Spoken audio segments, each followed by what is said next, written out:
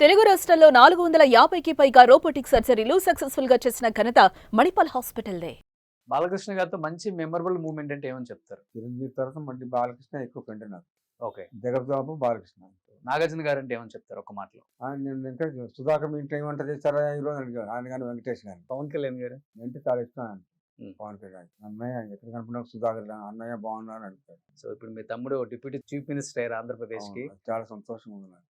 So చిన్నప్పటి నుంచి ఆ కసి ఉందండి పవన్ కళ్యాణ్ గారిలో, ప్రజలకు ఏదో చెయ్యాలి, మంచి చేయాలి, అన్యాయం అరికట్టాలి, ఇలాంటివి మీరు చూసారా? నాకు అంత తెలియదు నాకు. బట్ మంచి మనిషి. రామ్ చరణ్ గారితో ఎలా ఉండేది? చిన్నప్పుడు చూసాను నేను, తర్వాత నాకు తెలియదు. ఎందుకంటే ఒక ఒక లాకెట్, బంగారు లాకెట్ ఇచ్చారంట కదా. అవును, చిన్నప్పుడు అనుకున్నారా ఈ స్థాయికి వస్తారు రామ్ చరణ్? చిన్నోడు అంతే, చిన్నోడు నమ్మని లాకెట్ పట్టుకుని లాగుతూ ఉండేవాడు. ఎక్కువ అక్కడ చెన్నైలోనే. చెన్నైలో చెన్నైలో బాగుండేది కదా సార్, ఒకళ్ళ ఇంట్లో ఒకళ్ళు ఫంక్షన్స్ జరిగిన గెట్ టుగెదర్స్ కలవటం బాగుండేది. బాగుండేది. హైదరాబాద్ షిఫ్ట్ అయ్యాక అవన్నీ లేవనుకోండి, లేదు, మొత్తం దూరం పెరిగిపోయింది. దూరం పెరిగిపోయాయి. ఉమ్. నేను చెన్నైలో ఉన్నప్పుడు 6 నంబర్ సీట్ అనలేదు లేకుండా అప్పుడు సొంత ఇల్లు కట్టుకోలేదు, మెడ్రాస్ ఉండేవాడు. ఈజీగా కలుసుకునేవాళ్ళు షూటింగ్ అయిపోయాక అందరూ. అంతే అంత కారణం లేదు. అప్పుడు అప్పుడు లేదు, ఇప్పుడు లేదు. షూటింగ్ అయిపోయింది నా ఇంటికి వచ్చేవాడిని, నేను తప్పితే నేను ఎక్కువ కలిసేవాడిని కూడా కాదు. ఓకే. అంటే చాలా మందికి ఒక అపోహ ఉంటది బెన్నీ, ఎందుకంటే ఇప్పుడు ఒక స్టార్ ఫ్యామిలీ నుంచి వస్తున్నాడు కదా బెన్నీ, డెఫినెట్ గా మంచి లీడ్ రోల్స్ కోసం లేకపోతే హీరో అవునవును, కోసం అందరూ wait అదే చేస్తున్నాడు అనుకుంటున్నారు. అనేది ఉంటది కదా బయట. అది తీసేస్తూ బాగుంటుంది. చాలా మంది అదే అనుకుంటారండి. నాకు తెలియదండి, మీరు అసలు యాక్టింగ్ ట్రై చేస్తారంటే తెలీదు, లీడ్ గా లాంచ్ అవుతున్నారు అని విన్నాం అంట. ఎక్కడ విన్నారో అట్లా ఏం లేదండి, నేను ఓపెన్ ఫర్ ఎనీ క్యారెక్టర్స్ అని చెప్తున్నాను. సో ఈ క్యారెక్టర్ చేస్తానని చెప్పేసి. అదే చెప్తున్నాను. బట్ సుధాకర్ గారు బాబు ఇండస్ట్రీకి వస్తున్నాడు అని తెలిసినప్పుడు డెఫినెట్ గా హ్యాపీగా ఉంటది అవును. ఏ తండ్రికైనా కానీ. అవును. బట్ బాబు కోసం డెఫినెట్ గా ఇప్పుడు నాకు కొంచెం ఆరోగ్యం బాగుంటలేదు, యాక్టివ్ గా తిరగలేదు కాబట్టి మీరు ఇప్పుడు మంచి ఫామ్ లో ఉండుంటే బాబు ప్రాబ్లం ఉండదు. అవును, కరెక్టే. బట్ నా కొడుకు కోసం, నా కొడుకుని నిలబెట్టుకోవడం కోసం ఒక స్టార్ హీరో, నా ఫ్రెండ్ లాంటి వాడిని కలిస్తే మా వాడికి డెఫినెట్ గా ఫ్యూచర్ ఉంటుంది అని మీరు కలిసిన హీరోస్ అంటే ఎవరని చెప్తారు? చిరంజీవి గారు. చిరంజీవి గారు చిరంజీవి గారు, బ్రహ్మానందం, ఉమ్. జగపతి బాబు, వీళ్ళు ముగ్గురు. కలిసారు వెళ్ళి.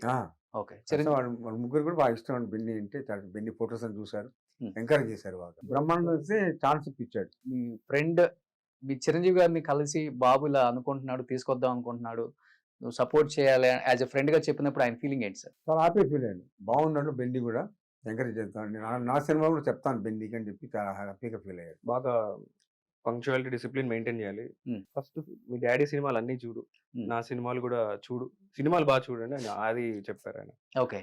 మరి చూస్తున్నావా? డెఫినెట్గా ఏమని పిలుస్తారు మీరు చిరంజీవి గారిని? Uncle, Chiranjeevi uncle. అంకులే అంటారా? ఓకే. చిరంజీవి గారి సినిమాల్లో బాగా నచ్చిన సినిమా, ఆయన చెప్పిన తర్వాత చాలా చూసుంటారు కదా. అంటే నాకు ఆయనది స్వయం కృషి చాలా ఇష్టం. ఆయన చెప్పక ముందే చూస్తాను ఆ సినిమా. ఉమ్. ఆ సినిమాలో ఆయన క్యారెక్టర్ కానీ మొత్తం ఫిలిం చాలా బాగుంటది అనిపిస్తుంది. ఓకే. అది నా ఫేవరెట్ ఫిలిం ఆయన ఫిలిమ్స్ లో. సో చరణ్ కలిసారా? నేను కలవలేదు. ఎవరు ఇష్టమైన హీరో ఎవరు బెన్నీ? నేను అసలు అడగటం మర్చిపోయాను నిన్ను. నాకు పవన్ కళ్యాణ్. పవన్ కళ్యాణ్ గారా? గారు ఫ్యాన్ నేను. అవునా?